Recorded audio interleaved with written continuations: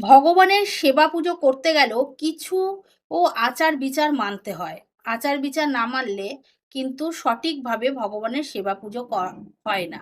দেখুন, যারা নিরামিষ আহার করেন, যারা প্রসাদী, তাদের বস্ত্রর মানে কোন বস্ত্র পরে সেবা পুজো দিল সেটা বড় ম্যাটার করে না। কিন্তু যারা দেখছে, যারা ভগবানের সেবা পুজো করছে খুব যত্ন সহকারে, অথচ আমিষ আহার করছে, সেই নিরামিষভোজী হতে পারছে না, তাদের ক্ষেত্রে একটু সতর্ক হতে হবে। কি করতে হবে?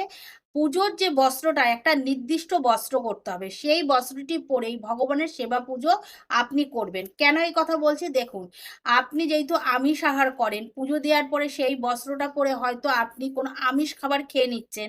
যদিও বা সেই বস্ত্রটা আপনি কাচ্ছেন, ধুচ্ছেন প্রতিদিন, কিন্তু সেই বস্ত্রটার শুদ্ধিকরণ কিন্তু থাকছে না। তাই একটি ছোট্ট বিষয়ের উপর এই ছোট্ট বিষয়ের উপর যদি একটু সতর্ক হন, তাহলে হয়তো আপনার সেবা পুজোটা সঠিকভাবে সম্পন্ন হতে পারে। আর দেখুন, প্রত্যেকটা মানুষই, সে নিরামিষ খাক বা আমিষ খাক, তার একটা নির্দিষ্ট বস্ত্র থাকা উচিত। সেই বস্ত্র পরেই ভগবানের সেবা পুজো করা উচিত।